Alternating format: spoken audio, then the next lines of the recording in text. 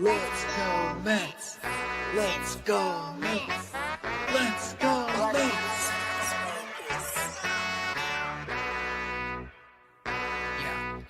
Yeah.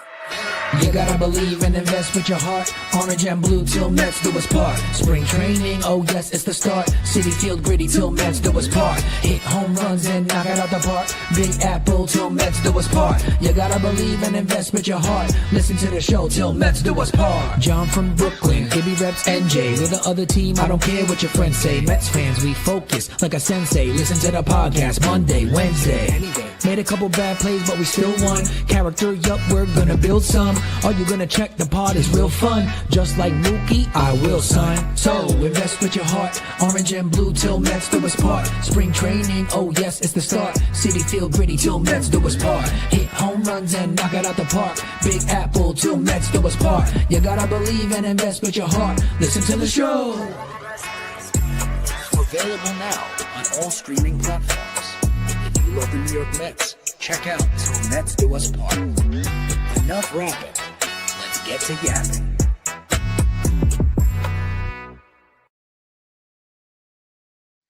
Yo, what's going on, everybody? Welcome into another, and I do mean another, bolded, italicized, and underlined episode of Till Mets Do Us Part here. Second episode of the week. It's been a while since we've had the privilege to do an emergency episode like this. Of course, taking the place of what would normally be happening right now, which is walk-off whiskey, but it is all good. It was too important for me to sit here and sip whiskey alone as much as I like to do that. So me and Ibby figured out a way that we could time everything. We could do a proper show with him, with all of you to talk about, to celebrate, to maybe share a couple of grievances from last night, although a lot of that has been replaced from what happened about 12 to 14 hours later. We're going to get into all of it. But before we do, John Saponaro here from North Hollywood, California. And that means my co-host, the aforementioned Matt Ibanez, holding things down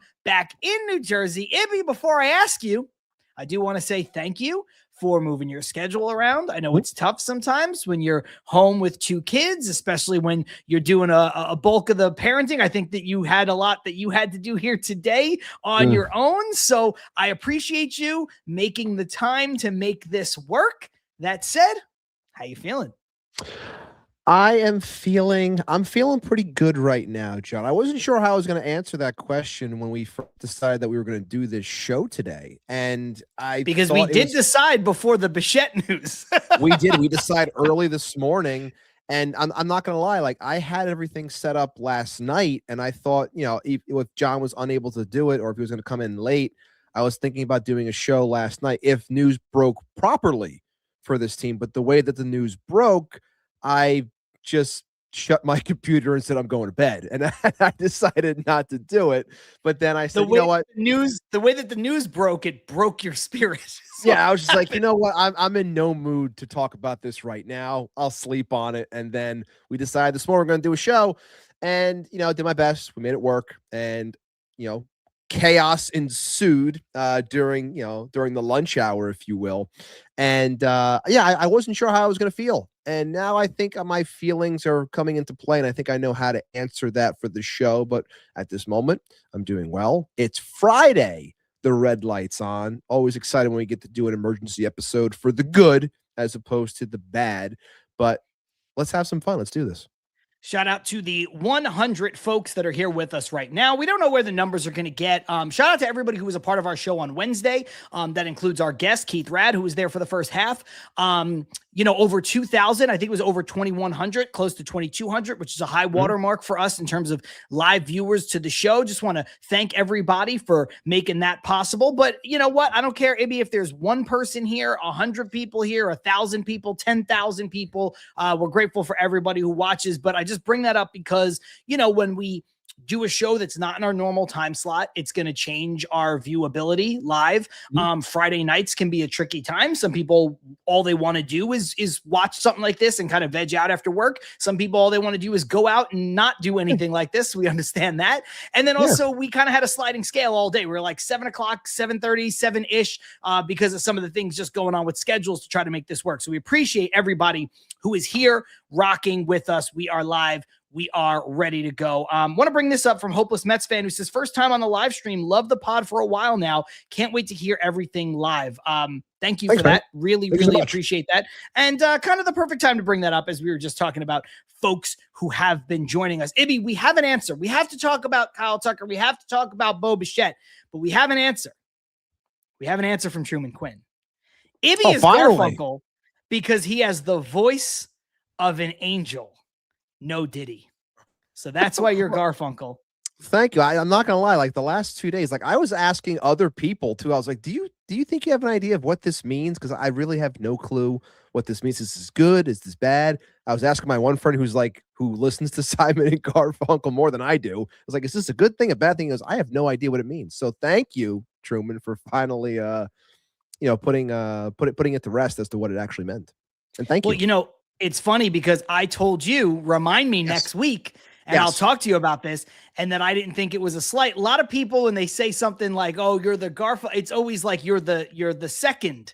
Because a lot of people look at Paul Simon and the career that Paul Simon had, you know, as a solo artist and all that stuff. And I was like, I don't think that's what it is, because a lot of people who really listen to them will always say that Garfunkel is the better singer, far and away, the better voice.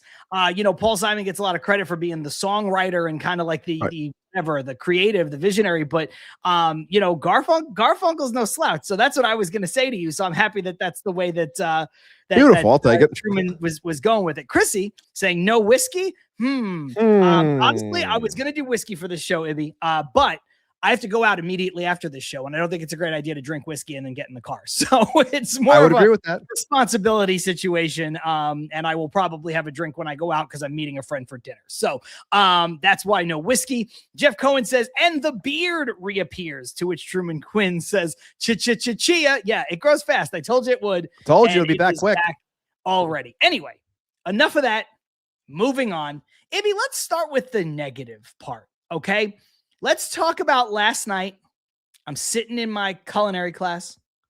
I get a text message because I have my alerts on Twitter off. I get a text message from a friend of mine who's back in New York, who's a Yankees fan, and with no shade, just sends me the passing tweet.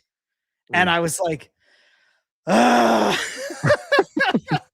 was so angry. People who follow me on Twitter, they saw the video I made in the car after the class was over. You know how angry I was. You know why I was angry. We don't have to rehash all of it.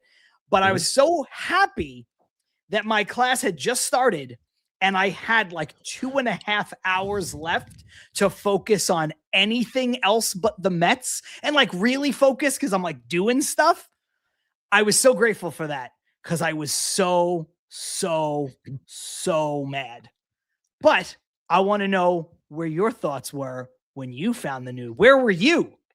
To quote South Park, where were you when they built the ladder to heaven?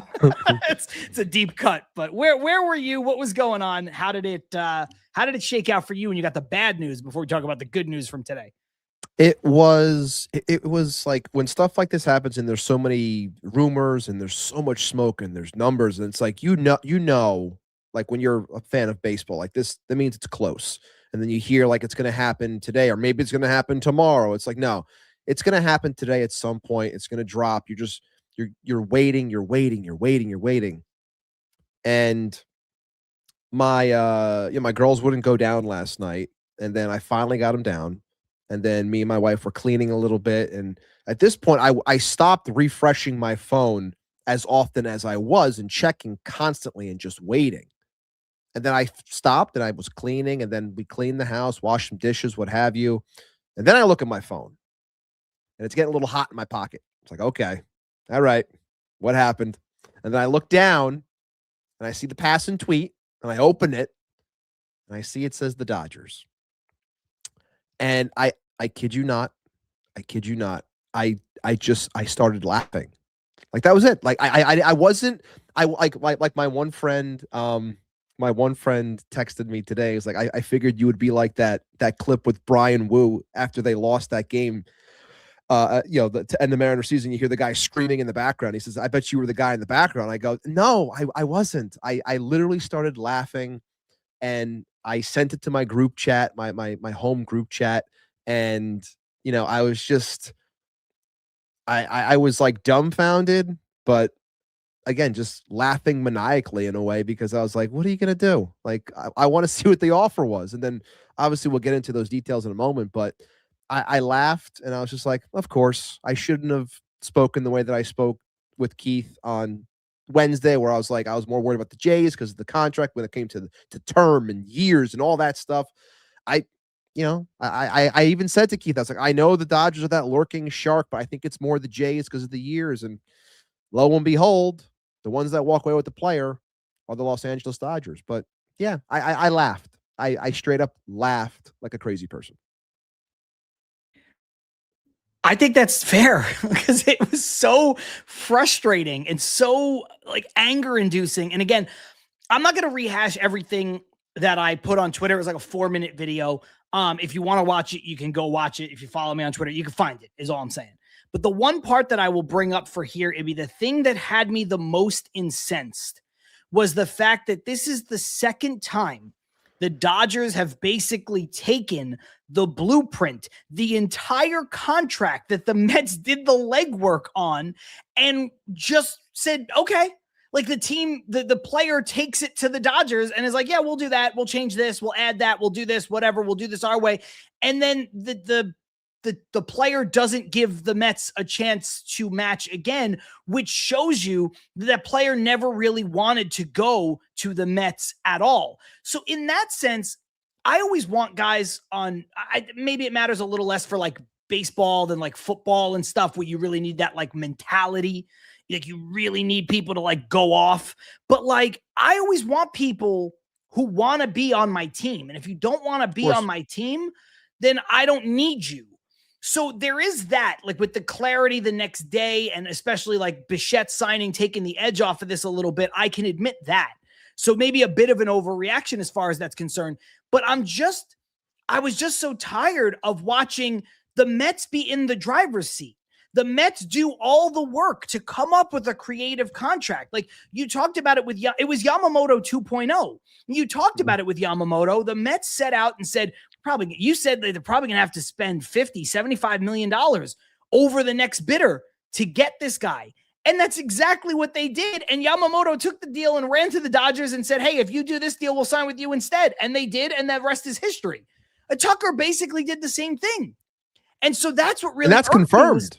That did happen. He did walk it over because 2 days ago, or at this point, 3 days ago, the Mets had this offer on the table for him. And then he literally in the 11th hour, he walks over to LA and says, hey, you do this? And they were like, hey, we do this. Okay, I sign with you. And that was it. Yeah. It's insane. Like, basically that's been confirmed, like you said, by Will Salmon and a bunch of other folks. And that's why I do think some people, and I don't want to spend a lot of time on this because it's easy to muddy the waters and get bogged down by conversations like this. But some people in the media who, said, hey, my source is this, like the Mets, like I'll just use them. I'll give an example by name. Craig Carton, who deserves a lot of criticism for a lot of things, basically said, I would be shocked if the Mets didn't sign Kyle Tucker by the time I left the studio. Right. And then now it's like, oh man, that guy didn't know what he was talking about. I think that person, I think they had good intel. I think it was clear that the Mets were offering the best deal. It was a better deal because it was more lucrative in the short term than what Toronto was offering. And I think it's very clear that a lot of these people, and I don't know who, and, some people just do stuff for clicks and for ratings. I get that. But I think a lot of people thought that they had seriously good intel that he was on the verge of signing with the Mets until, like you said, he went to the Dodgers and said, you do this? Yeah. And so, I think some of those people they don't deserve the scrutiny where people are like, oh man, you shouldn't even show up to work today. How embarrassing, all this stuff. I just think it was a situation where they had good information, and then at the last minute, that information changed. And it's frustrating, dude. I was pissed off. And the Mets deal, in a lot of ways, I know it was for slightly less money, but in a lot of ways, the Mets deal was better. The Mets were giving him $60 million a year for the first 2 years. So the guaranteed portion of that contract before any opt-outs, the Mets were giving him $60 million a year with no deferrals, straight cash, homie. Straight cash. And he turned it down. So it's frustrating. It's really ridiculous that the Dodgers play this game that they play, and it's worse living out here in LA and having Dodger fan friends, believe me. But geez, just like so obnoxious that they would take that deal. And I understand all's fair in free agency, but to literally go take that deal and just be like, yeah, this deal, this is the one I want. Like I'm sorry. If you're a fan of the other team, that's obnoxious. It's, I like I said, I laughed, but I wasn't angry. But at the same time, I was talking with Keith from Shea and Sons, for majority of the morning about this type of stuff. I was like, I didn't know why I was like, the best word that I can use was I was put off. Like the first time in a while where I was very put off and like it left a really bad taste in my mouth, and I didn't like it, but I didn't know why I was angry or why I was put off. Like I couldn't formulate the words or the thoughts like I like to do on this show when it comes to a situation. But I honestly think that what it came down to was my anger wasn't stemming from him going to the Dodgers. I think my anger was really stemming from everything that I was reading in the aftermath, which really was, I see national media. And again, I don't want to go on a huge diatribe about media because everyone knows my feeling on it in general. But when I see respected people that I respect within the space, people that are saying things like Kyle Tucker is a fit for the Dodgers because the Dodgers had a serious need in right field. They couldn't trot out X and Y player in right field. Not when you're the Dodgers. Like Kyle Tucker makes sense. Not so much where it's like, the Dodgers are a pretty loaded team. They could use an Austin Hayes out there. They can use another guy that, does well against lefties. Like, no. It's like they need Kyle Tucker. But when the Mets go after the player, it's like, this is ill-conceived. What the hell are they doing? This doesn't make any sense. It's like stuff like two that right fielders. Like, bro, yeah. You've never had a corner outfielder go play another corner outfield spot. We had Jeff fucking McNeil playing center field last year, and Kyle Tucker doesn't make sense. Like, so stuff. I think that's where my anger was coming from, because it felt so disingenuous by a lot of all of these writers. And we continue to see it, and we'll talk more about it as we get into the Bo Bichette signing and the aftermath of that, because it still exists there as well. And I know that there are questions with Bichette and his defense and stuff like that. I understand it wholeheartedly. It's one of the reasons why I was really shocked when that one hit my phone. But in general, like I just thought it was really shitty, to be blunt about it, for a majority of the writers to continue to, get down, if you will, for the Dodgers. But when it comes to anything with the Mets doing something of that nature, it would have been ridiculed, like consistently, vehemently, like really hated on if it actually ended up happening. Especially if I guarantee you, if the Met deal was accepted, I guarantee you they probably would have protected the Dodgers in a sense where that information for what the deal was that they had wouldn't have even come out. So it would have made the Mets look like they are desperate and spending way too much money and so on and so forth. Maybe that's a little bit tinfoil hat, but that's kind of the way that they've been protected, and they always laud them for doing things. Yeah, they already did it. I mean, they basically said there were a lot of people out in the media saying that the Bichette signing was desperate, when Will Salmon, who is the most connected Mets reporter, full stop, and the best reporter this offseason outside of Jeff Passan himself, basically said the Mets have been talking to Bo Bichette for months. And people are like, I don't know, it seems like Steve Cohen really stepped in and did this one. Yeah, Steve Cohen was really working the GM meetings in November talking to Bo Bichette's agent. I'm so sure. Like, it's just ridiculous. We're never going to escape the narrative until they win, like Rosie says. It's always LOL Mets. I agree with Ethan KL. The media hates the Mets. It's not that they hate them. It's just that they feel as though it's low-hanging fruit. It's easy to get clicks, but it's easy to get clicks because there's a lot of people in our fan base who feed into it. There's a lot of people who think, Joe Benigo is their Lord and Savior. So, if they follow Frank the Tank, they're going to get incensed when, media comes up and goes, yeah, I think this was Steve Cohen. I think the Mets are desperate. I think the Mets need to win the offseason. Like I said it before, David Stern's job is not to make you happy. It's to build a team. David Stern's job is not to win the offseason. It's to win baseball games. How many times do we watch Met teams win the offseason and win absolutely dog shit? But those same people, like, that's what bothers me. It's the same people that scream about, like, what they're screaming about now is like, oh, they have to salvage the offseason. It's like the people that are saying they have to salvage the offseason are the same exact people that will say you can't, it doesn't matter if you win an offseason. You can't have both of those things. You can't say both of those things and be like, nobody cares if you win an offseason, and then at the same time say you have to salvage the offseason. Pick a lane. You can't do both of those things because you can't believe both of those things. It's ridiculous. And I think that's where my deep-rooted anger was coming from, because as I've always said, I hate stupidity. I hate the fact that people don't actually think before they speak, and they speak out of turn, if you will, and they don't process everything the way they're supposed to. And they just want to shit on this team. And I agree, Rosie's right. And I said it for anyone that's been with us since day one. I had said to John for the last 5 years now that this team is always going to be viewed as the jester because it's the second team.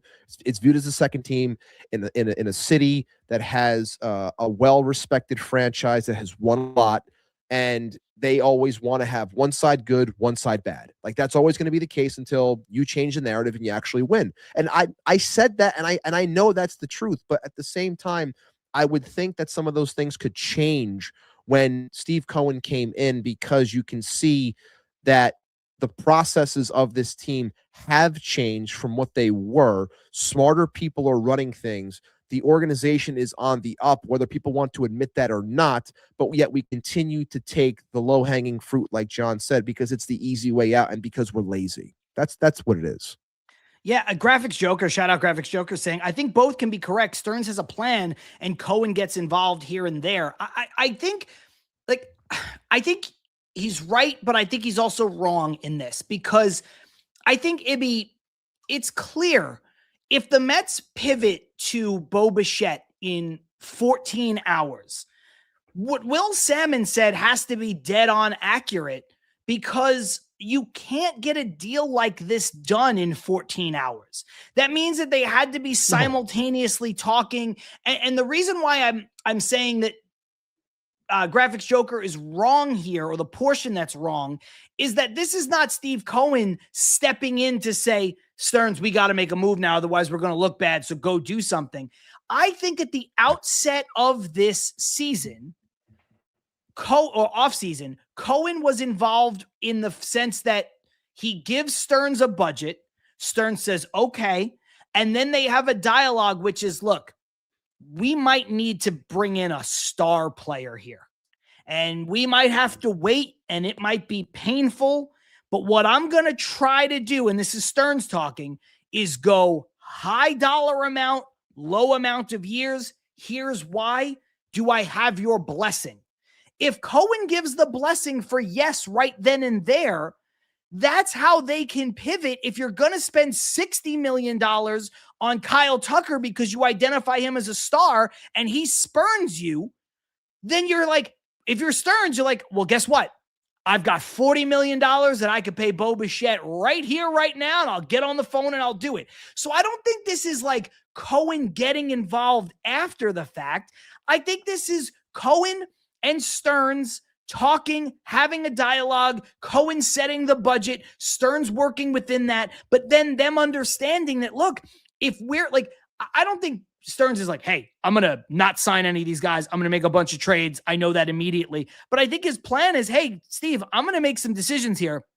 And They might be unpopular at first, but at the end of all this, we're going to go and I'm going to get a guy. I'm going to get a star. But to get a star, the way that I think we need to get a star, I'm going to need you to open up the checkbook. Big. Short, not $750 million for Soto, but in the short term, it's going to be a lot of money. And if Cohen says yes, then Stearns doesn't need to call him back. If Cohen signed off for $55 million in AAV for Tucker, Stearns doesn't need to call him and be like, hey, can I give less than that to Bo Bichette? You know what I'm saying? Yeah. No, I get it completely. It's just I feel like you pretty much summed up everything I wanted to go over there. So fair enough. Okay. I think you covered it. Yeah. I don't want to just rehash it again, but yeah, I think you hit it on everything there. Look, Rosie saying, sadly, before we move on to the Bo Bichette thing in earnest, sadly, it's still a hard sell to get players to sign to come to Queens. Ibby, I disagree with this.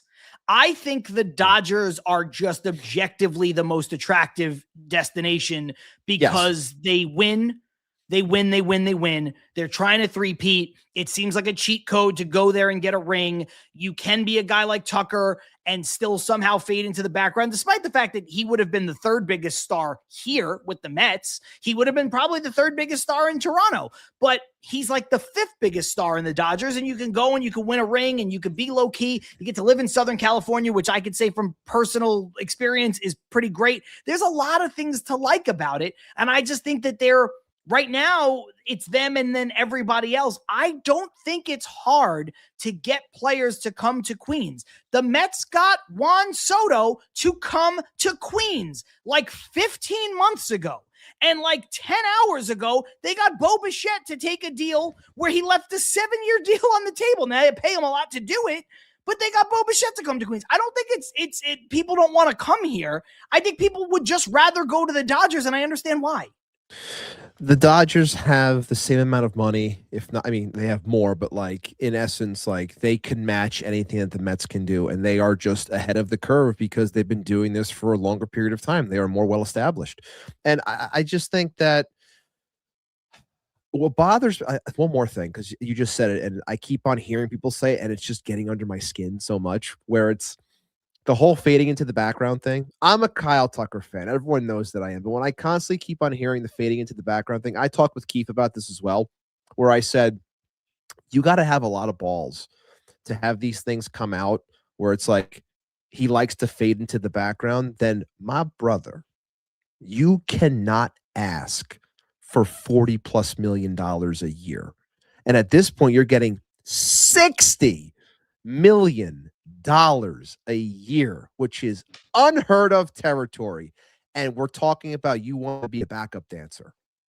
I'm sorry, man. That shit don't play. And it comes back to what John was just saying before too, where it's like, we want guys that want to be here. It's clear as day he did not want Toronto. It's clear as day he did not want New York. It's I think it's very prevalent when it comes up, because in the end, the Mets offer was better.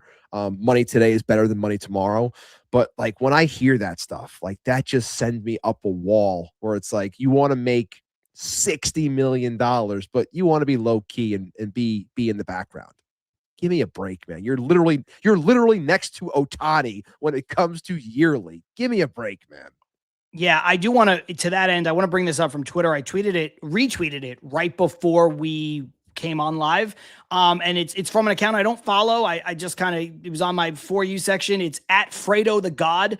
And it just says, Juan Soto is a fucking dog, gets paid and doesn't run from the grind. That's my franchise player. And I think that is the antithesis of what you just described with Kyle Tucker. And I appreciate you being able to admit that as somebody who's a big Kyle Tucker fan. And my retweet simply said, this isn't talked about enough. And for what it's worth, Lindor is the same way. And I think we're going to see that Bichette is from that mold too. And I think that's why this is a really, really, really good deal for the Mets. This pivot, whatever, to Bo Bichette, whatever you want to call it, because like Graphics Joker says, before Bo, I don't think Tucker was in the original plan.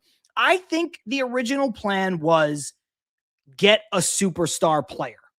And I think Stearns was confident based on where he felt the market was going to go. The Mets were going to be able to get someone via trade, via free agency, if they just waited. Whether that was Tucker, whether that was Bichette, Ibby, whether that was somebody else, I think you have to remember that these guys have plan A, B, C, D, all the way through to Z and beyond, sometimes working at the same time. It's not like they're like, hey, we'll trade Nimmo. Okay. And then we'll blank. And then we'll do this. And then we'll do that. Like, you could have a good idea that maybe you want to trade Nimmo. It doesn't mean you can. Now, some things are easy. You could just decide to not offer Pete Alonso a contract. That makes that easy. But I do think that there's something to be said about, these plans are all working simultaneously. And again, you can't get a guy like Bo Bichette the way they were able to go get a guy like Bo Bichette unless you have an iron in the fire already. There's just no way. It's got to be there as, if not like that. When people say like the plan, again, the plan is not linear. You always say progress isn't linear when you're talking about development of players and stuff like that. But like, the plan isn't linear. People have to realize that. Sometimes you do a full court press because it's Juan Soto and he's a free agent, or it's Shohei and he's a free agent. Sometimes you just got to go, I'm going to see where this is at. I'll get one of them, but I'll see. And clearly, like the San article said, like they had contingencies, even though a majority of this fan base, doesn't want to listen to us when we say to be patient and that there is a plan.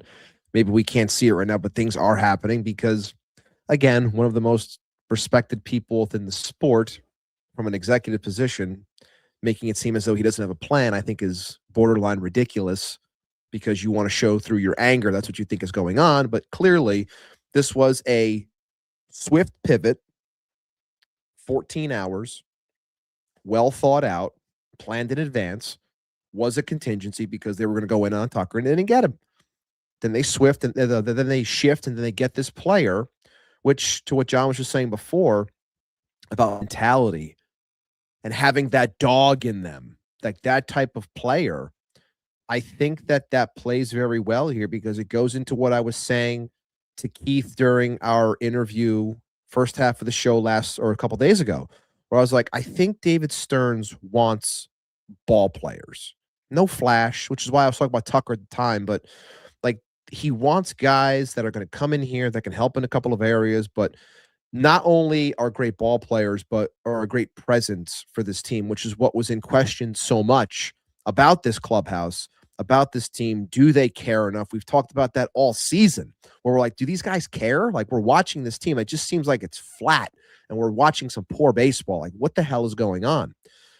And then, you inject guys, or now you're going to mix in guys with Juan Soto, the ilk of Marcus Semien and Jorge Polanco, and now Bo Bichette. And you've heard nothing but good things about them from a clubhouse perspective. And these guys have it in them that they can handle big pressure situations. And the numbers in general show that these guys have also thrived in big pressure spots in game. So having those things, you're bettering your team overall. So again, was it plan A? Maybe it wasn't, but there's always a plan B. Like I said a couple, 2 days ago, there's always a plan B if it doesn't work. And if there's no plan B that works, there's always a plan C. There's always something that is going to be the pivot for a given team, for a well-run team. So for anyone who doesn't think that that's the case here, I'm sorry, but you've lost the cause. The Mets are in a good spot today. Let's use these two comments as the jumping off point. We talk about Bichette here in earnest. Joshua Likes Graham Cracker said earlier on, I'm upset about losing out on Tucker. I understand why we missed out. The pivot to steal Bichette away from the Phillies was great, though. Just hope we can buy out the opt-out. I've seen statements on it. And then we have Graphics Joker, who's been active in the chat, saying, I'm happier with Bo over Tucker. Ibby, Bo Bichette is not the complete overall hitter that Tucker is right now. Tucker is a better overall offensive player, but Bo Bichette is a legitimate star who is right-handed, who doesn't strike out, who does a tremendous clutch hitter, like one of the best clutch hitters in baseball. And I think you could make the case that did the Mets not have Beatty at third and the glut of infielders that they had, that Bichette actually fit this team better than Tucker. Like, there's an obvious need in the outfield, which is why everybody jumped to Bellinger, everybody jumped to Tucker. But I think you can make the case that Bo Bichette fits this team better. I mean, I remember at the beginning of the offseason, I said to you, he's 27 years old. If the Mets were to go get Bo Bichette, they could go get Bo Bichette. He's the kind of guy who lines up. And I think when you look at it, I know it's a lot of money. It's a 3-year deal. $126 million. It's $42 million a year. Opt-outs after each year. But like Joshua mentioned, the Mets can buy out at least one of those opt-out years the same way they can with Soto by just tacking on $5 million. So the Mets have covered themselves a bit. And I think when you're talking about a guy like Bichette, who is 27, who can hit free agency again, either at 28, 29 or 30, he's still going to have plenty of opportunities to make money back, whether it's with the Mets or elsewhere. So I think this deal, I think this player, I know they're going to have to move some things around, and I'm not trying to be like revisionist here. I loved what Tucker would have brought to this team, but as I've sat here, as I've thought about it, as we were getting ready for the show, I think you can make the case, and I'm willing to make the case, that this contract for this player with this skill set at this age is a better fit for the Mets than Kyle Tucker. I believe that. Like I've been moved to that position, and it's not just because he's on the team now and the other guy isn't. Yeah, I think for a lot of people, even though I've said before that I don't care about the whole right left thing as long as you can hit. Like, I don't care. And, Kyle Tucker had very strong numbers against lefties. So it's not as though that, I'm not trying to negate that fact and how I felt about that a couple of days ago. But, having the righty bat here balances the lineup. I'm like, when I saw it happen, I think I was just so confused from a positional standpoint. And I know that, Armand just sent me a tweet from, I think it was Sarah Langs, saying how the Mets are the first team in God knows how long that they're going to start 2 players on the infield at the corners that are not rookies, that have never had major league experience at said positions, which is a wild thing to say. And I get why people are getting on them, because the whole thought process was, bettering your defense.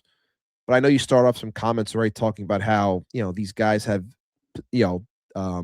experience at the shortstop position and how that's the most athletic position on the field, and how you need to be able to, be strong there. And if you're strong there, then you can probably be strong anywhere. Now, I'm not saying everyone always, ends up being a star at another position, but we've seen a lot of changeover across the sport. Guys moving positions, especially on the corners, where they found success. Now, can that happen here? They're putting a lot of faith on their coaching staff. They're putting a lot of faith in Kai Correa. They're putting some faith into Carlos Mendoza as well. Like, making this work is going to be very important in terms of the success of this team, not only this year, but moving forward, and to their overall development process, and how it can attract other people to make this a place where other players might be willing to come and better their skills if they opt for things of this nature, besides just a pitching factory, but bettering their overall skill set as a ball player, to Rosie's point about being hard to sell queens. Like, all of this comes hand in hand. So you're betting on yourself in that way. So I'm very curious about him being a third baseman, on how it's going to work. I'm very curious about how it's going to work with Brett Beatty, what that does for his future. Are they going to actually put him in the outfield? Are they going to trade him? Like, there's a lot of questions. It's a huge domino effect. And I think that the overall feeling for me is what it's been this entire offseason to this point. Even though we are so close to pitchers and catchers, I believe that we are still saying the same thing. And that is, a move happened for our New York Mets. But the team, and even with said move being done, we're still incomplete. Like, it's like we're waiting for the next move to happen to better paint the overall picture. Yeah. It's like we're looking at this thing and we're just like, we can't tell. It's like that scene in in Mallrats, for anyone who's seen Mallrats, where he's trying to see the boat or the schooner and he can't see it, but everyone else sees it, and he's having a hard time. He's like, because he's getting so angry because he can't see the boat. And that's kind of what this offseason is. And it's like you're looking at, you're like, I can't see, like, where is it? Like, I get this, but how does this work? It's like eventually it's going to come into focus, and then we can have our full-on debates and our thought process about what this team is going to be and how it's going to shape out. But it's there. I'm still a little bit confused. I want to see more, but still it's incomplete. The thing that's interesting about this move compared to all the other ones, a lot of the other moves were subtraction moves where you're like, Right. okay, if they get rid of player X, they're going to have to replace that player, and they haven't yet. So now what, right? Like, it was just one, but then not the secondary move, with the exception of maybe Devin Williams, which was, done first before Diaz left. But you're like, oh, okay, there's your clear replacement. You've got the other guy in that spot. This one is interesting because it's a full addition that now needs to have subsequent moves, at least theoretically, for it to be optimized. Now, look, people have been saying, hey, John, I thought you were done with the Brett Beatty hate and all this stuff because I said, they can trade Brett Beatty now. And this is no hate. This is no shade. This is not me doing it, to poke fun or whatever.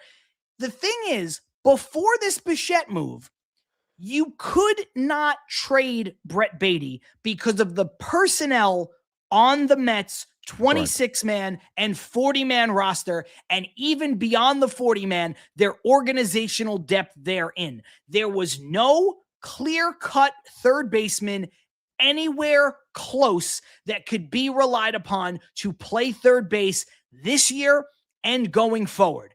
Jacob Reimer, probably the closest one, not that close, and a lot of people aren't even sure if he'll stick at third base.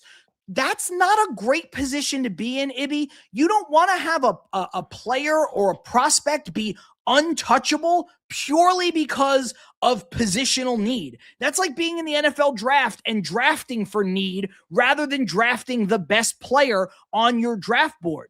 So the only thing this does now is it opens up the possibility that the Mets can trade Brett Beatty, who will be a valuable commodity to other teams, because the reporting from people who know more about this stuff than I do has been that teams have asked them about Brett Beatty in deals, but they couldn't even entertain Brett Beatty in a deal because they couldn't move him. Or they'd have to go and then do another move and another move on top of that, or find a way to figure all this out. When instead, now they're like, okay, we have a 27-year-old here for a year, maybe 2, maybe 3. Who knows what they do? Maybe it's longer than that. Maybe it's not. Doesn't matter. But they're kind of covered now. When people look at this and they say, well, it's only a 1-year deal. Not quite. Also, Bo Bichette is 1 year older, 6 months older than Brett Beatty?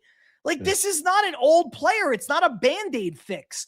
So it opens up a tremendous amount of possibilities. But you're right. It is harder to follow the bouncing ball, as it were, because now there has to be another move with that. I do want to pull up a couple of things because Armand was great to go ahead and pull all of this together.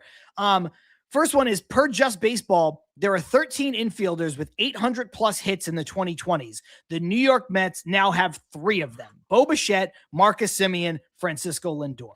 I like that. We've got this one from Paul Revere. Bichette, 21 WAR, 111 home runs, 437 RBI in 749 games played. You compare that to Tucker, 769 games played. WAR is only a little bit better. Home runs only a little bit higher. RBI, like, look at this trade-off, Ibby. It's not that far off when you think about the Mets were about to pay this guy almost $20 million a year more. So, it really puts it into context. Here's Armand with another one. Career numbers with runners in scoring position. Bichette, 330. 310 with runners in scoring position, 2 outs. Polanco, 306, Yeah. 298 with runners in scoring position, 2 outs. Marcus Semien, 275, 253 runners in scoring position with 2 outs. I think that was tweeted by Keith Rad. It was, yes. Earlier today, and shout out to him for that. Ibby, you're looking at it, and there is part of this picture that is unclear. But when you start to look at some of these numbers, there's another part of this vision that is crystal clear in terms of the type of player that David Stearns is trying to put on the Mets. Absolutely. I'm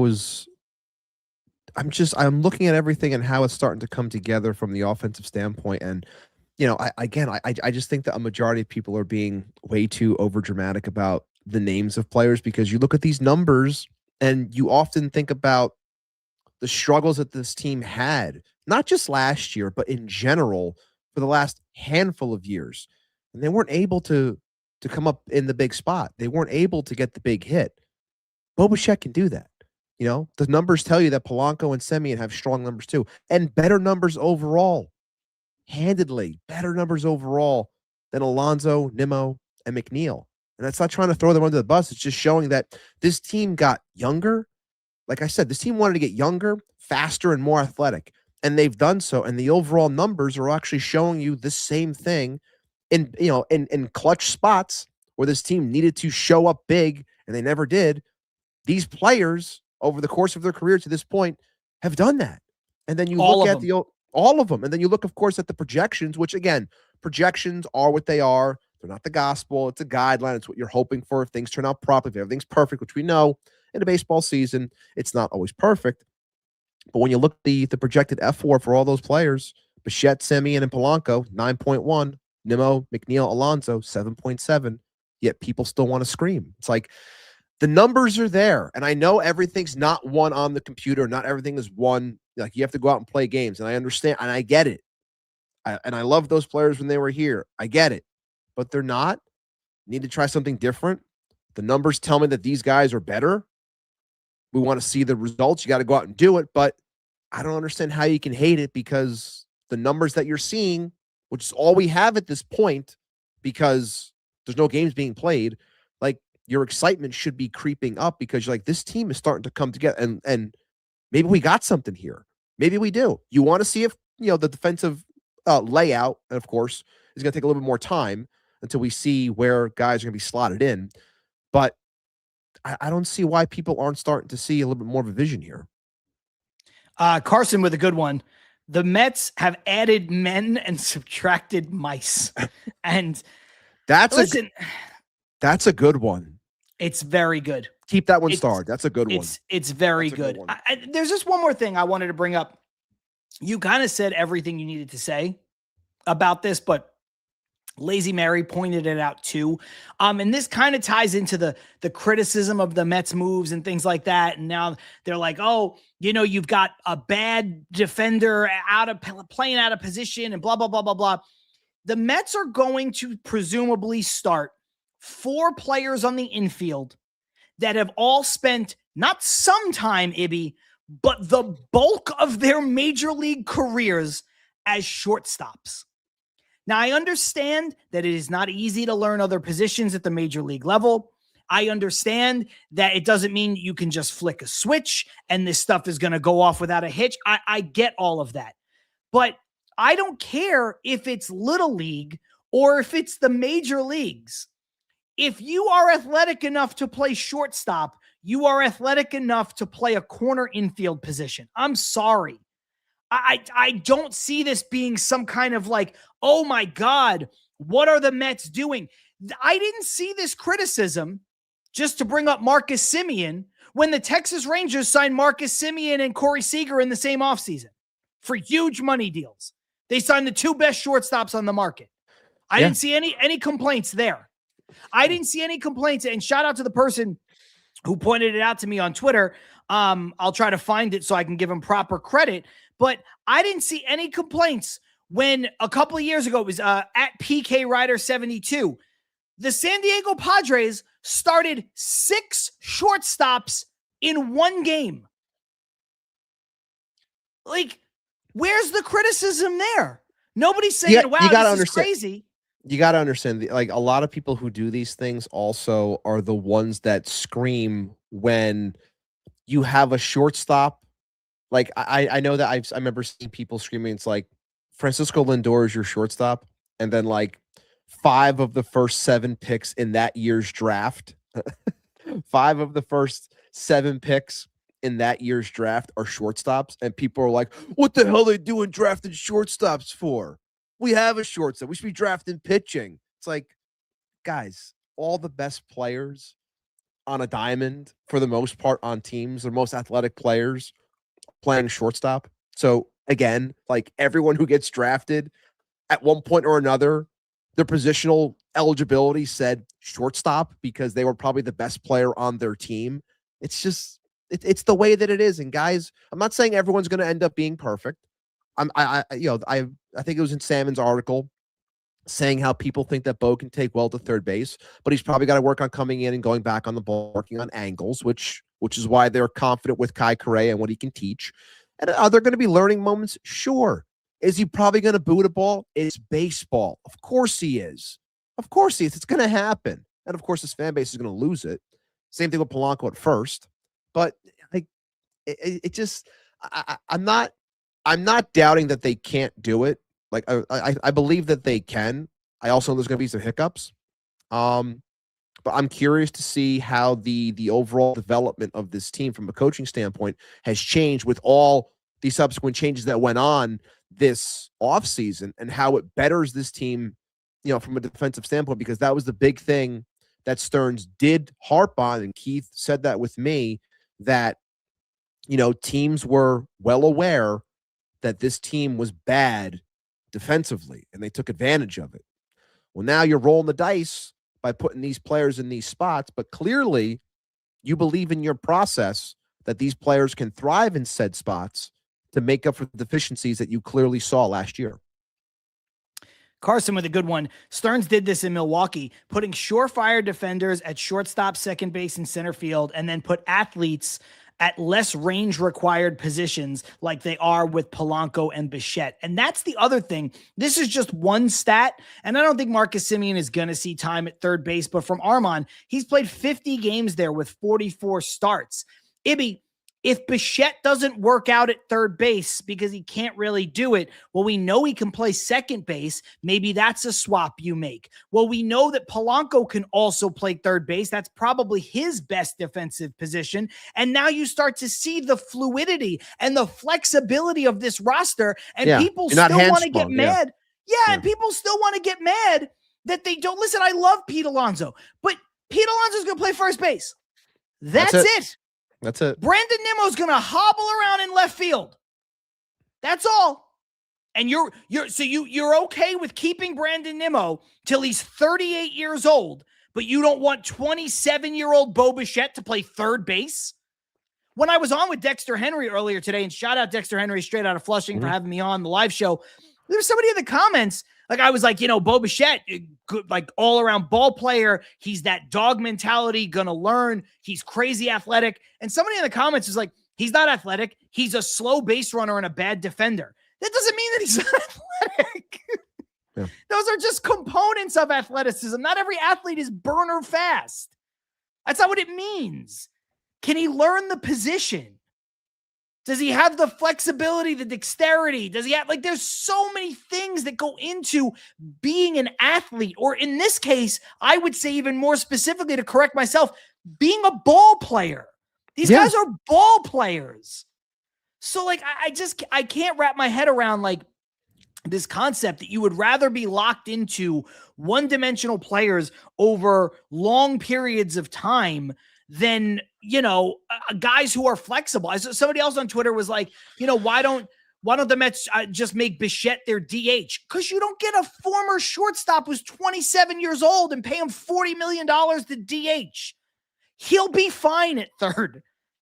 He'll be fine. Said flexibility is what gives you, just having those options when you are trying these things, like putting a Bo at third or putting Polanco at first, but also knowing that they have experience in other spots. Yeah, it opens up an avenue for you to say that, hey, like David Stearns has always said, the season, once it starts, everything is open-minded about moving things around and how things change.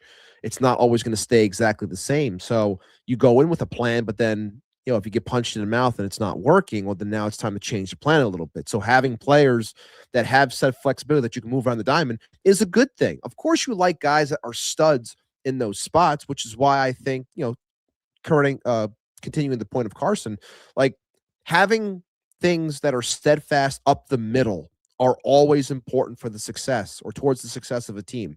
So if you have Francisco Alvarez behind the dish, you have Lindor and Semien up the middle as the plan, and then you figure out what exactly that you want to do in center field, and you have that plugged in center. Like that's where you have the bulk of your top end defenders, and then you make it work the rest of the way, which is what I think they're trying to do. Yeah, this is a good one from Paul Revere. There's fast and there's quick, two totally different things. Bo Bichette has quickness. Carson, fair point, fair critique. Bo is athletic. He's just made of glass. Joshua likes grasscrackers. If anyone can help Bo Bichette with fielding at third, it's Kai Correa. A lot of people trust his abilities as top quality. I think that's also true. But I also think again, you're talking about the type of player, and they would not stop raving about the work ethic and the love of baseball that Bo Bichette has to be this guy who wants to be in the middle of greatness. And it doesn't surprise me because he's a second generation baseball player. And a lot of, not across the board, but a lot of times that's what you see. Guys who grew up like in clubhouses as little kids, they know what it's all about. And going by, obviously we've had a lot of crossover the last 48 hours with Toronto fans because of the back and forth within, the communities. It's clear as day that, that fan base loved the player. They love what he brought to the table. They love how he was clutch in big moments and things of that nature. So, and they all seem to be wishing him well. And they obviously wanted him to stay, but they understand the nature of the business and they wished him all the best. But it's clear as day that they loved him as a ball player. They love what he brought to the team. And you've heard nothing but good things about him from a standpoint of the clubhouse, which again is a common theme of this offseason about getting guys that are ball players, that are good in the clubhouse, that understand each other. And, the fact that Semien and Bo Bichette have a relationship, and, Bo was very open about the time he played with Marcus and how much he meant to him. Like, things like that matter. I know everyone always jokes about friendship and the Mets and this and that. Carson's a big proponent of that joke. Like, everyone's friends. But in this case, it's about, getting that clubhouse in check and having guys that are here to do a job and to go out there and actually finish the job, if you will. Yeah, look, I mean, it's just sort of the same thing where like people can't complain about the Mets having a bad clubhouse and then get mad when the Mets bring in clubhouse guys. Everybody's like, oh, well, I guess the clubhouse was a mess.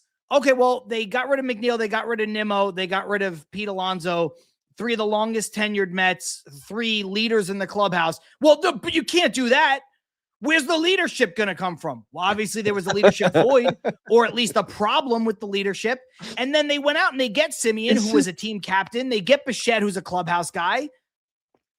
It's too funny. Like, it's when you're on social media and you're reading things, like you kind of get lost in the social media world, which we all should know is fake. But then like when you actually say the things out loud, like it makes you realize how ridiculous it really is. Like in the moment, you're not thinking about it because you're so hell bent on the back and forth. But like when you actually say the things out loud, you're like, what the hell is this person thinking? Like, why, who the hell thinks this way? But clearly people do. Yeah, this is true from Carson. Carlos Mendoza has a relationship with Bo as well. Mendoza coached his brother in the minors, I believe. Yes, that is true. That's being reported. Lots of different places. Not reported. It's confirmed for lots of places. I like this from Ruben. At least Bichette is not scared of being in New York. That's what I'm saying. Give me that dog, Ibby. Give me the guy who wants to be here. Odd Villain checking in. Beatty can go churn butter over there in Milwaukee or whatever they do. Following up by saying Beatty will work on a cheese farm in Wisconsin, and then said he'll be the mayor of Milwaukee. That's, you know what, Ibby? That's what we call a meteoric rise. Beatty gets to Milwaukee, starts churning butter. Now all of a sudden he's working, he's moving up, he's at this cheese farm, really getting involved. He learns a lot about what it means to be in Milwaukee, and then boom, God. elected mayor of the whole damn city. That's a storybook ending for that guy. That's the type of life I want to see. Oh my God, you killed me, Odd. You really did, man. Lazy Mary saying, I like that hat, John. It's a good motto for Mets Twitter. I like that. Yeah, do less is what my hat says if you have trouble reading cursive. I want to pull this one up. Lazy Mary also said, I ripped 3 tong bongs to celebrate the 3 years of Bo Bichette, and then followed it up by saying, I decided to opt into the final 2 tong bongs. That's a good one. That is a good double comment. Also earlier said, I bet Dave Dombrowski is Keith mad right now. We're talking about Keith Rad. That's another good one. Lazy Mary's on a roll today with a lot of these. God. Ibby, in all seriousness though, there is talk about what's next, because the Mets do have things next to do. And look, Carson said before, Beatty in a deal for Duran makes too much sense with the Red Sox. Boston lost the grip of Bregman and now Bichette, and they have 5 outfielders without Duran.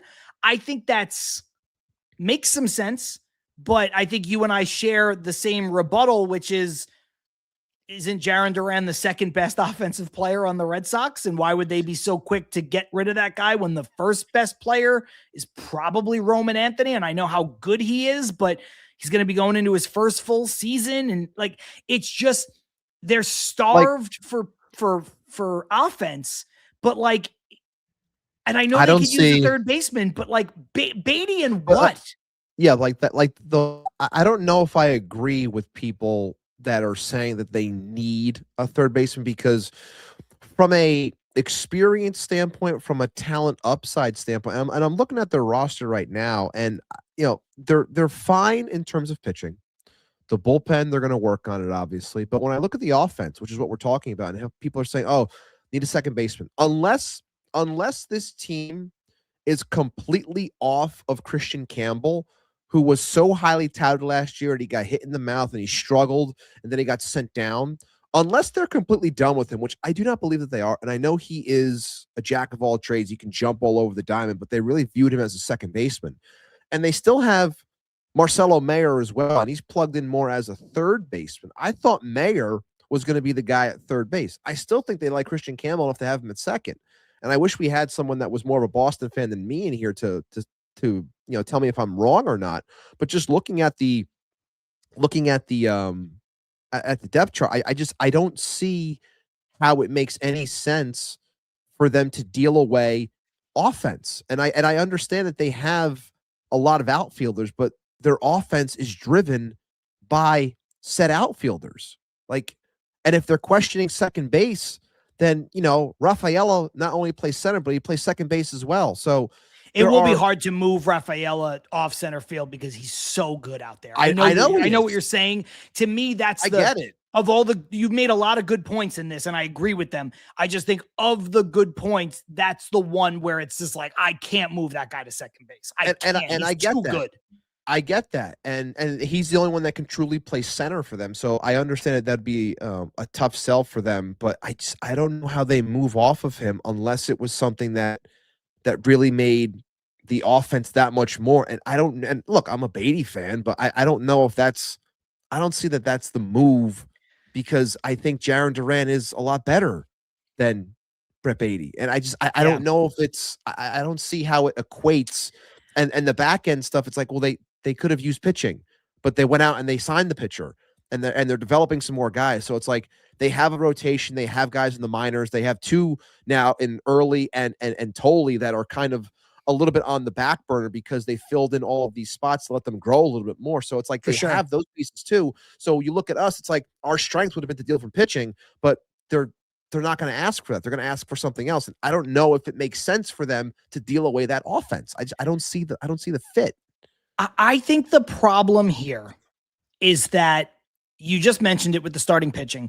The Mets' best asset, and the Mets farm system is very, very good, but the Mets' best asset to deal in terms of major league ready, where you've got upside and control and the best combination of both, their best position to deal from is still starting pitching, because they can give you Brendan Sproat and they cannot even miss a beat, which is why, Beatty and Brendan Sproat or something like that for Freddie Peralta could make a lot of sense. Right. But when you start to look at what Boston needs, now look, the Mets do have good position player prospects that will be ready this year. Jet Williams, Ryan Clifford. Obviously, they're not going to trade Carson Benj because he's going to be firmly in the Mets plans. But Ibby, I think this would be an overpay. But of all the people that I just mentioned, if you're Boston and you need offense right now, and the Mets want Jarren Duran, if I'm running the Red Sox, I say, okay, give me Carson Benj. There's no one else. And that would be an overpay. I wouldn't do it. But my point is, there's no one else. Like, they need offense. I don't think they want to bank on the upside of Brett Beatty or, Convientos hit a bunch of home runs in Fenway Park over the Monster. Like, I think both guys could be really good there, but Jarren Duran is so much better than both of them. Yeah. That I don't know how you make the deal work. I get it. Like Carson saying Boston has shown interest in Vientos before, I believe. And I understand why. I just don't know that. I don't think it's enough. Aren't they trying to? They got Garrett Crochet. They went out and they just gave a huge deal to Ranger Suarez. They got big money guys on their books. Like, look, I don't know if they believe they're contending. This is Boston for a World Series, but they believe that they're contending. And you're going to take their second best offensive player and give them Brett Beatty and Jet Williams back? I don't think that that's something that they would do. I don't get it. I don't get where there's I understand where the Mets would want to do it. Jarren Duran on this team would be a perfect fit, but I don't think they match up, Ibby. I really, really don't. I know Joe's coming in the comments here saying how, you mentioned how there was too many outfielders and then trading an outfielder. They would ask for an outfielder. I think it was more so and John, you correct me if I'm wrong. I think it was more so like from the overall talent perspective, like in terms of fit. Yes. In terms of fit, where it comes to like talent for talent. And Joe, if you can help us on this one, that'd be great. Like, I'm not sure if there really is a proper match here. If Boston's giving up offense, what they would ask for from the Mets and how it makes any sense. Not to reiterate my point for just one person, but because, Joe's been on the show a lot, and I know he's joking around here too a little bit, but my point was the Mets don't have a package of offensive players, I think, that Boston would covet enough to trade away what I think is their second best offensive player in Jarren Duran. Like, I don't think Beatty and Vientos move the needle enough. And then you talk about some of the other prospects that are close, like Ryan Clifford and Jet Williams and stuff. And they're close, but they're not proven. And don't the Red Sox want something a little bit more significant that can help them right now? And again, you're right, Ibby. Joe knows the Mets prospects at least better than anyone. So if Joe's going to say, hey, look, there's a chance if you give them, Vientos and Jet Williams or Beatty and Jet Williams, that maybe they'd entertain that for A, B, and C, D reasons. Fine. But I just looking at it bird's eye view, I don't see the matchup. And my point about Carson Benj was he's the most ready and the best of all the prospects. And that's just not a position, to Joe's point, that the Red Sox need. If they have too many outfielders, why do they want another outfielder? But that would be the guy I asked for, the guy who's the closest and probably the best of all of them. So I don't know if I don't. Okay, there we go. Game for War, as per usual, they're talking out of their ass. That's a little. Come on, game. Like, I mean, what are you doing here? Come on, man. Like, I don't. I appreciate you watching every week. I just don't understand why you watch every week and then absolutely shit on us. Like, I'm not talking out of my ass. Listen to. It's called media literacy. Listen to what I'm saying. Relax. It's okay. Jesus let him do his thing. It's fine. Whatever. Here we go. Joe DeMayo, I don't think the Red Sox are trading him for prospects necessarily. They want infield help now. Could I see Beatty and Jet Williams as part of the package? The key is how high they are on Beatty. There you go. So, Joe, yeah, do you think that's kind of what I'm Joe, saying.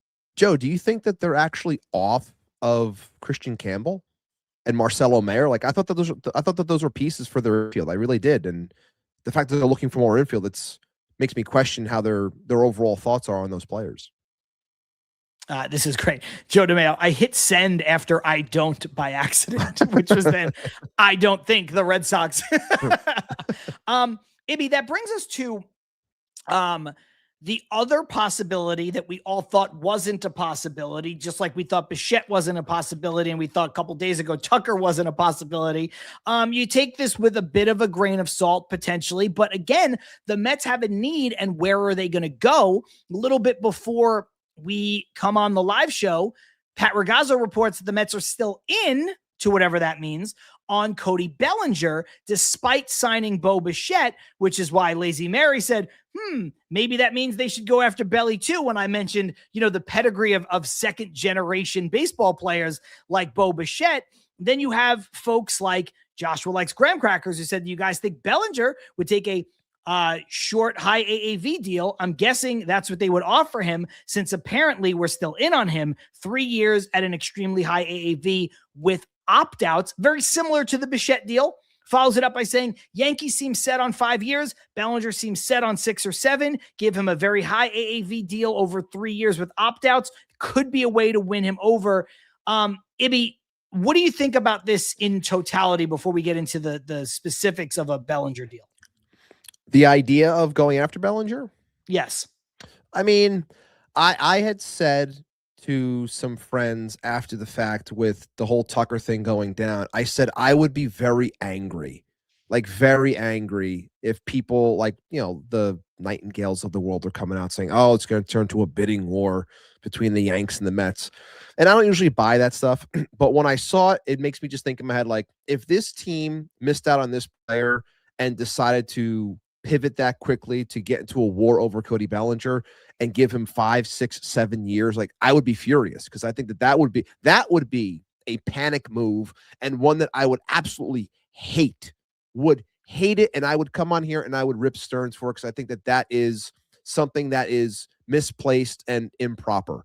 But if you're going to tell me that this is going to be something on the shorter end to go with Bo and to further this building out of an offense and bettering the defense and trying to make sense of a lot more things, well, now I'm a little bit more receptive to it. But again, I still don't like it if you're going to be going to the 5, 6, 7 year mark for this player. I don't like that. So if it's on the short end and we're talking something similar to what Bo just did, I'm about it. But if we're going beyond that, I continue to go back to what I said. It doesn't make sense when you got rid of Nimmo and you're going to do the same thing here. Like it's weird to me. It doesn't compute. I know he's a better defender, better athlete, but still doesn't compute to me in general. So yeah, that's where I would be. You're muted. Sorry about that. A lot of people in the comments. Carson saying, I'm all for Bellinger now after Bichette. Anything to get Beatty out of here and win the Ibster War of 2026. No, but first part being fair. Paul Revere saying, I'm all in on Bellinger now too. Joshua Likes Graham Crackers, who was kind of the jumping off point for this part of the conversation in a way with his earlier comments, saying, I'd only be in on Bellinger for like 3 years. Anything higher is too risky. Brad saying, I'd give Cody 150 for 4 years, opt out after 2 or 3. Look, Ibby, I think going after Bellinger, to Edward Wall's point, going after Bellinger still makes sense. Because it does, because there's no one in the outfield. Mets still need an outfielder, and we just talked about how difficult it would be for them to try to get Jarren Duran, let's say. It might be easier for them to get, I don't know, Luis Robert, but I don't know, because the White Sox are being really weird. He's prime Griffey. And they're poorly run. So I don't know if that's a route they can go. Also, it's just so much harder to predict trades than it is to predict free agency. Hell, we saw in the last couple days between the Dodgers getting Kyle Tucker and the Mets getting Bo Bichette that predicting free agency can be difficult enough. Predicting trades is that much harder. So I will just try to stay here on Bellinger for a moment, and Joe DeMayo disagrees. Still don't want Bellinger. Ibby, To which I Lazy think, Mary says quiet mayonnaise. quiet mayonnaise, which is very funny. No, look, I do think that good he one. obviously makes a ton of sense. The part that I have a hard time getting to is if he has 5 years, what was the report? 5/150 or 5/155 from the Yankees, something like that. Yeah. If he has that on the table, why would he take a 3-year deal? Even if the AAV is higher, I mean, you'd have to go absurdly high to the point that like Cody Bellinger's not really worth it. Like Kyle Tucker is going to be worth you pushing those chips to the center. Bo Bichette at this age, especially worth pushing those chips in, saying, hey, we'll give you $40 million. I don't think Cody Bellinger is worth $40 million even on a 2 or a 3-year deal. So I don't understand how they bridge the gap. And so why wouldn't he just take the Yankee deal? I'm not interested in giving him anything more than a 5-year deal. Me personally, I don't think the Mets have an appetite of giving him any more than a 3-year deal. So I like that they're still in on him because it means that the Mets are still exploring all options, as it were, regarding getting another big time player in here. Ibby, I just don't feel like it. I don't feel like the dollars are going to match anywhere near it. The only offshoot to that, and I said this in our Mets group chat, and I'll let you just kind of react to it here. Yeah. Is maybe you have a situation where Cody Bellinger, the person, not Cody Bellinger, the player looking for the highest AAV or the not the highest AAV, the longest term contract, the Boris client. Maybe Cody Bellinger looks and says, man, Dodgers were kind of in on me. They signed Tucker. They're out. Thought the Mets were in on me. They moved on to Tucker. Then they pivoted to Bichette. Now they're still talking to me a little bit. Okay. Toronto's not in on me. They've made all their moves that they're going to make. Yankees want me back, but only at their offer that I don't like. Maybe he sees what the Mets are trying to do in terms of being, building the best team they can possibly build, that if you throw a big number at him in AAV, $35 million a year and up for a short term, maybe he just says, you know what? I can go and be a part of a team that already has Lindor, Soto, and Bichette now, along with some other really good pieces, and I can be a finishing piece there that can go up against any team in the National League, as opposed to being, quote unquote, insulted by the Yankees deal and the unwillingness to move off of the deal. That's the only avenue that I could see where Cody Bellinger, the person, sort of supersedes Cody Bellinger, the ball player looking for 7 years. But I don't know how likely that is. That's just the only avenue I see it coming together. I mean, I see some good comments rolling in, and I want to bring some of them up to further the point.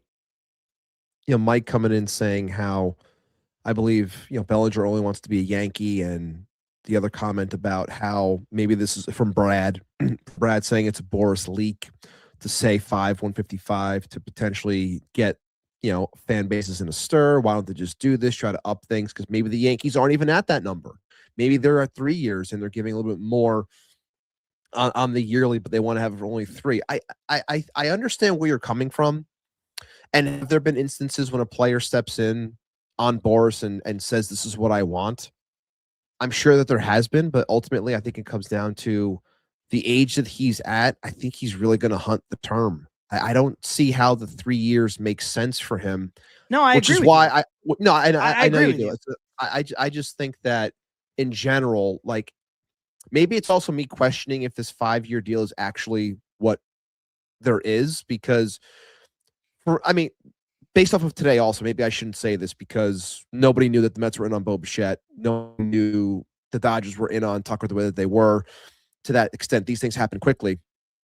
But I don't know. I just think that if that 5-year was there, it's always felt like this was a race to this player with one team in the race. It just always felt like it was the Yankees. And I'm with Mike, where it's like, I've always felt that he's just trying to up the deal to squeeze one more year out of them to get a little extra cash, but to get that security to be there. And I think he's always wanted to be a Yankee. And I think he wants to stay. And I think he's just pissed off that they're being stubborn. And Boris is digging in and hoping that he can get what he wants from said client. But even if it comes down and they say, like, this is where we're staying, or as we get closer to spring, like, we're going to end up dropping this, and then you could just go out there and try to get better than this. If that 5-year is legit, well, then the Yankees might make out, and they might be able to get the player on a cheaper deal with a little higher AAV, like to what we're talking about now. But that's only if that this 5-year actually exists, which maybe it doesn't. Maybe this is Boris, nonsense, or Boris fodder, if you will, that's just being tossed out there. I don't know, but I have a hard time seeing him taking this because of the age that he is. Made sense for Tucker, makes sense for Bo. This is a guy that struggled, DFA'd, former MVP, I get it, but basically given away by the Dodgers. Cubs said to the Yanks, we'll pay you, take him away. This is your shot. This is it. Like, this is how you stay in the game. This is what you want. Like, I don't know if he's just going to settle for 3 years. I don't see. I agree with you. Like I said, I was bringing that up as the only outside shot. I don't believe that to be the case. And I don't think that's going to be enough to get this thing done. I appreciate the Mets' aggressiveness. I appreciate the Mets are still looking in the upper tier of free agency of what's left. So that leads me to believe that they're going to get an outfielder of note. And I think that that's pretty important, and that Met fans should be excited about that, because I still think they're going to get a starting pitcher of note. But I just agree with you when it comes to not only that, but you look at Bo Bichette, 27 years old. If he stays and does this entire 3-year contract, he's a free agent again at 30. He can get another bag. Yeah. Cody Bellinger, $200 million. Yeah. Cody Bellinger already took the reclamation project deal. And if he was 29, to your point, like Tucker, maybe he takes it, but he's already been down this road. And now he's 31? I don't see it. I really don't see it. I see you're intently reading something. No, I'm just following Lazy's longer comment because he said it was an interesting question. I just wanted to go along with it. All right, let me pull it up now that it's done. Non-Mets, but interesting baseball question. Jared just tweeted, stick with me because it might be too many characters. Oh, sorry. The way things are trending, if and when Paul Skeens becomes a free agent, assuming he isn't dealt and extended at some point before then, can we safely assume he'll field at least one offer guaranteeing him somewhere between 80 to 100 million a year? Is that a crazy thought? It's not a crazy thought, only because we don't know where these things are going when it comes to the CBA, and things could be very different once that comes around in the following years. And I thought Trevor May brought up a great point.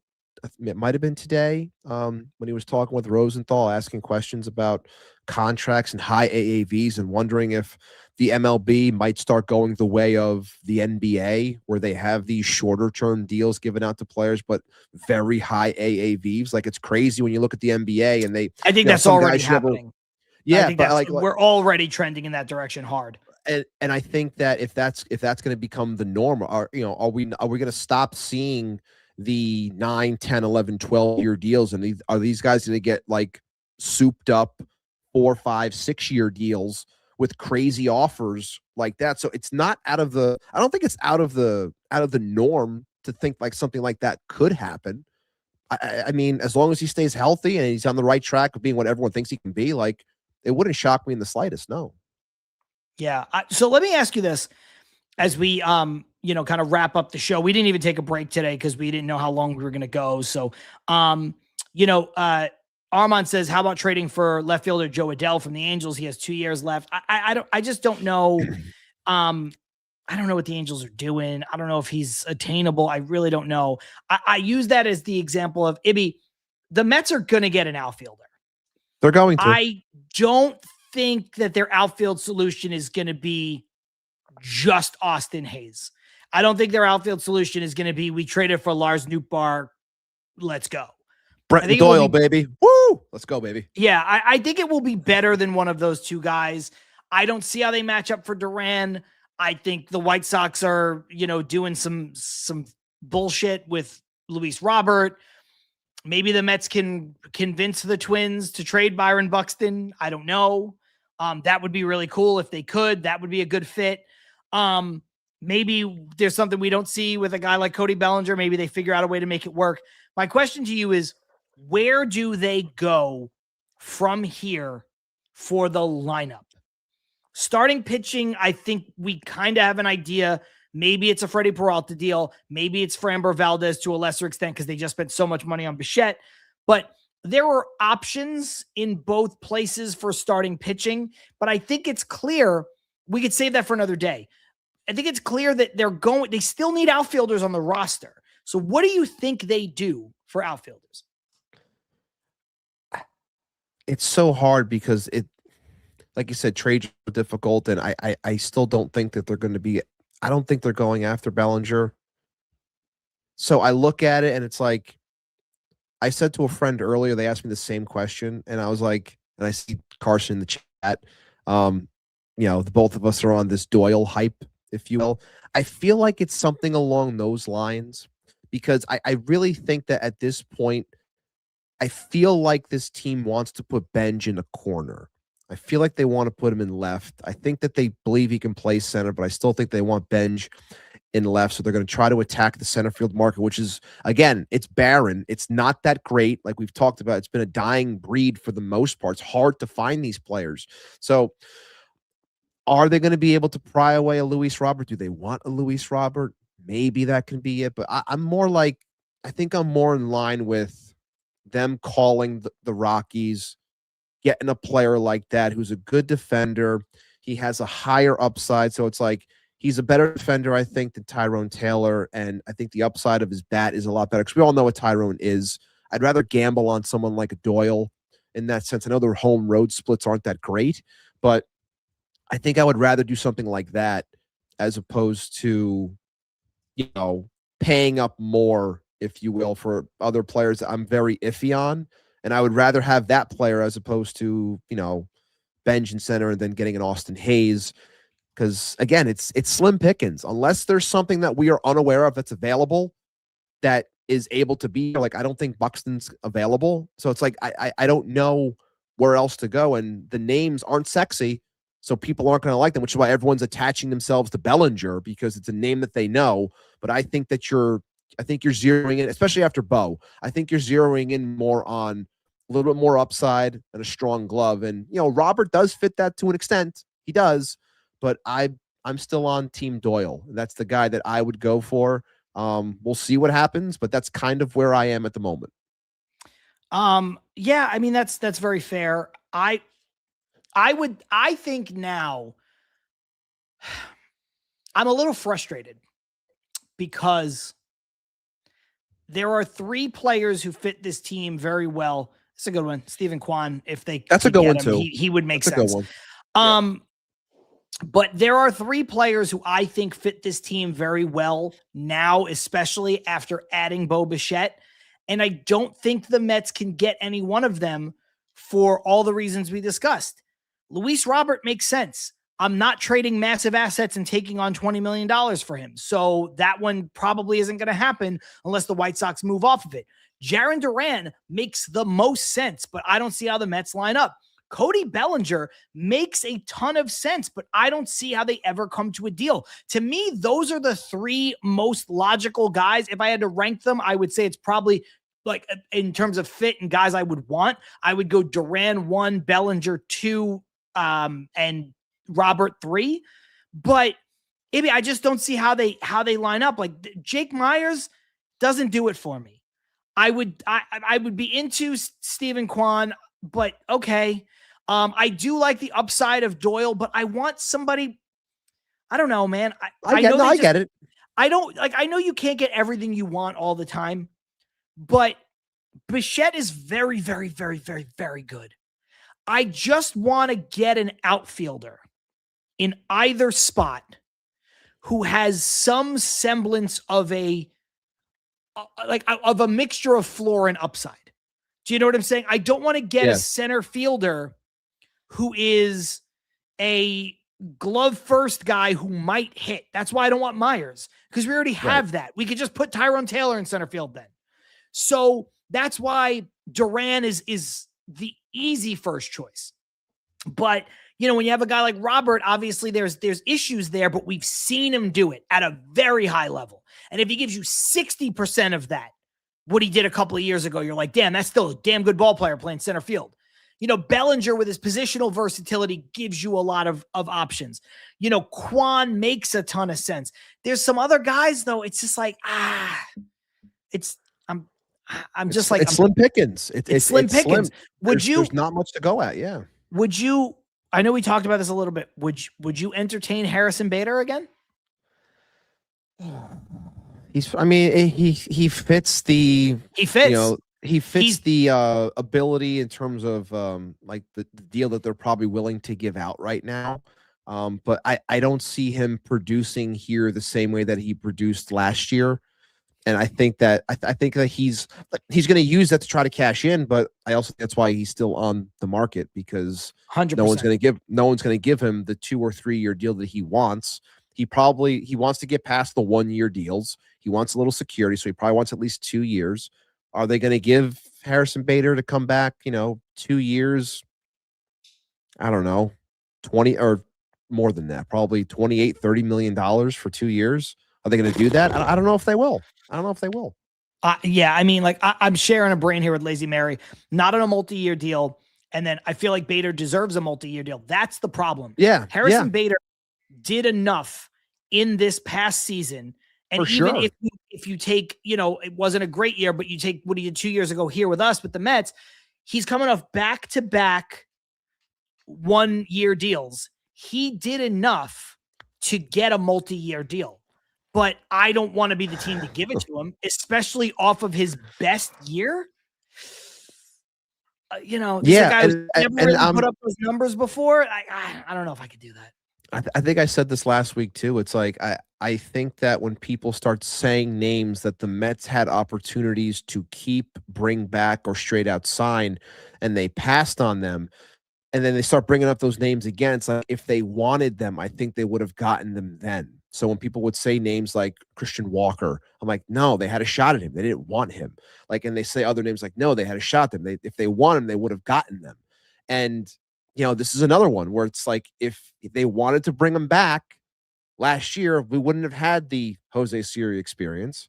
We would have just brought back Harrison Bader, which they didn't do. So breaking news, Ibby wants to bring back Jose Siri. What? No, that is not what I'm saying. That's what I heard. That's what I heard. I'm going to edit it. I'm going to use AI to change it. You said all the words. I'll plug it into AI. Wait a minute. There is no shot. Yeah, I was going to. Yeah, exactly. You'd be the biggest hypocrite if you used it. So that's what I was going to call you out on. But no, I don't think that they're going to. I don't think they're going to bring him back. And I'm with Mary. It's like he deserves it. He should get a 2 year deal. But I don't think it's coming from the Mets. I don't. And unfortunately, I don't know who it's coming from. It's bad for him, but like, I don't know who's giving him a multi-year deal. Let me ask you this. If it's like right before spring training, so just short of a month from now, Harrison Bader is still not signed, and you're the Mets and he'll take a 1 year deal again, would you do it then if they don't add like a starting caliber outfielder? So there's no Duran trade, there's no Robert, there's no Cody. He will take a 1 year deal, and let's just say it's 1 year $15 million or 1 year $18 million, somewhere in that range, less than 20, more than 10. Would you do that? At that point, who the hell's in the outfield then? If you're giving me like that's like doomsday scenario, like I feel like not for Joshua. Yeah. But like at that point, Joshua, I get it, like not wanting to rehash thing. And I still question if they would. They might just try something different and go after another player that might be out there. But at that point, it's like, I guess like I feel like it would be the move in that sense, because if it gets to that point and we're still rolling in towards, we're deep in the pitchers and catchers or spring training's rolling around. We still don't have much in the outfield. I feel like you got to do something because you don't got enough bodies out there. I think the Mets will not be in that position. I hope I think this Bichette move is evidence that the Mets have a lot of things working that we don't know about, which is always the case. But I think this is proof of that. I am confident that the Mets will get an outfielder. Let's say, Ibby, let's call it of significance that we don't know yet. Like, we don't know. I don't know who it's going to be, but I think they're going to get an outfielder that is not, oh, wow, look, it's Lars Nootbaar. And I don't want to shit talk him because I think, with the surgery he had, like, I could see that bounce back. But I think it's going to be better. I think it's going to be better than that. MEZBX saying $18 million for Bader, then you might as well trade for Robert Jr. The money, yes, but not the trading the asset. Like, if you told me straight up Luis Angel Acuna for Luis Robert Jr., Mets take all the money, I would probably do that deal. Yeah, but I'm not giving them. I'm not giving them prospects. Like, I'm not giving them prospects. That's the problem. That's the problem's not the money, because again, he gets 60-70% of what he was. He's probably worth that. I need them to offset it. So Corey Holzer saying, that's what I said earlier, John. They could not have pivoted that fast from Tucker to Bichette if they just started negotiating with him last night. I did see that, Corey. You did also acknowledge that you jumped in late. Welcome to the show. We did talk about that at the top of the show as well. So we're with you on that. Ibby, I'm saying Vientos for Robert Jr. I don't want to sound like an ass. I think that might be too much. I think Vientos, with all of his years of control and the power potential as a DH, pay for some of them. Taking on, you got to get money then. $20 million. I wouldn't do that straight up. I would take, if they ate half the deal, I would consider it. You have to eat at least half of that deal.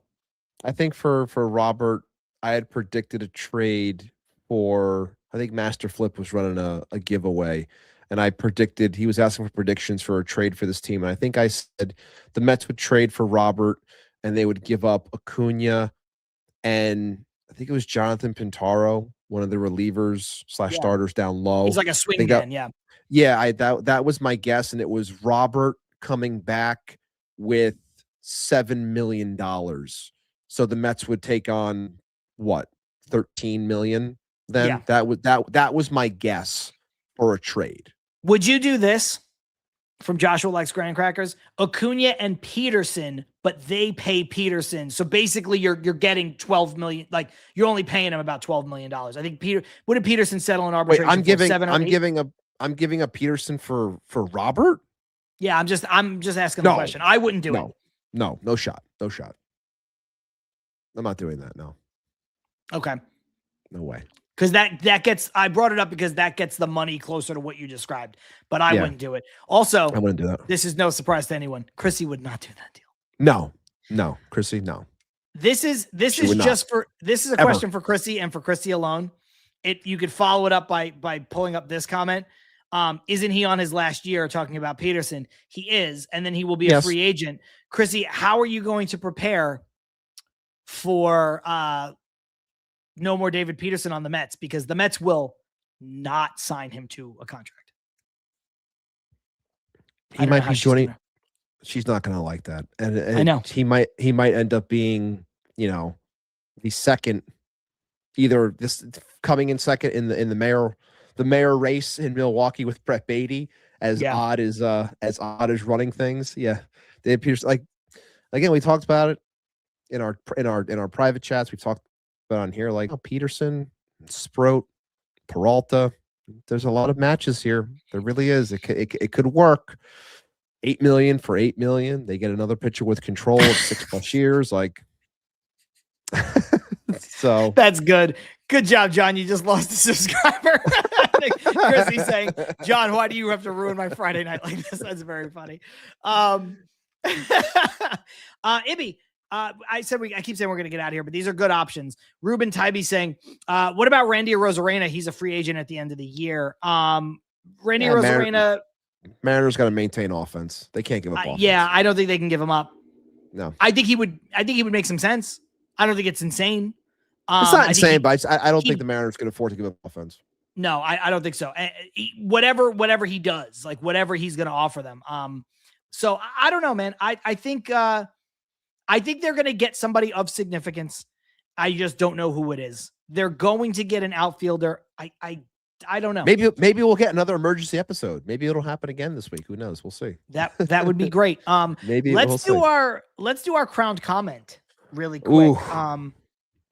I mean, I might put you on the hot seat for this one because the last couple I've done, but there's some good ones. There are some good ones. I mean, Game for War is not going to be happy about the Mice and Men one, but that was a really good one.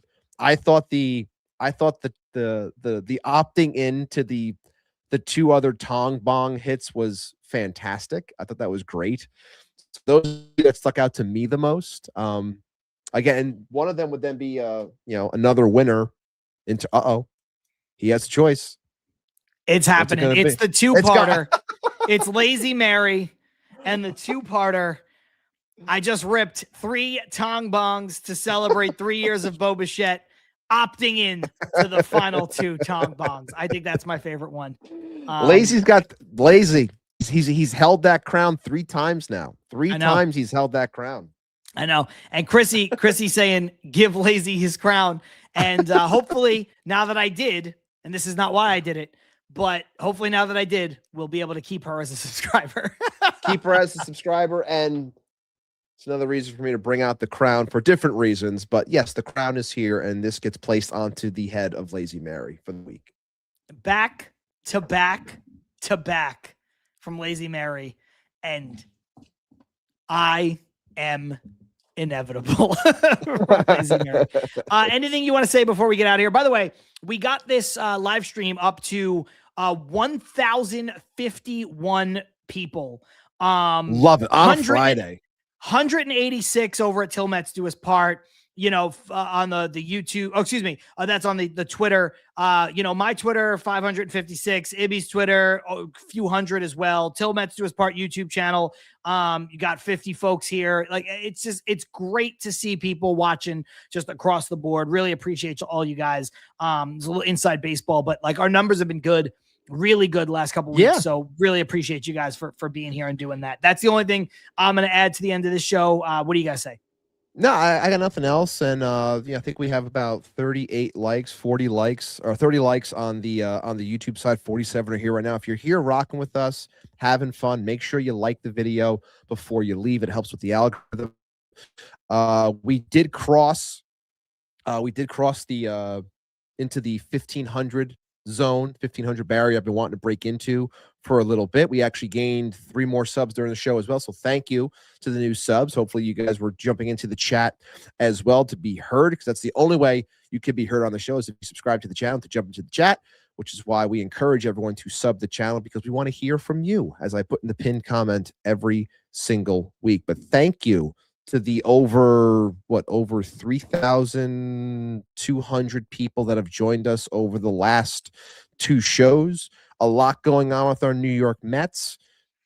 A lot more still to come. I would love to somehow figure out to do another episode at some point this week. That'd be kind of cool before we even go live again on Wednesday. That means that our Mets are doing something exciting, if you will. We're not going to be doing this for another minor league signing, which we continue to do every single day. But it'd be really cool to have something else drop, be it a big trade or a big signing, whatever it may be.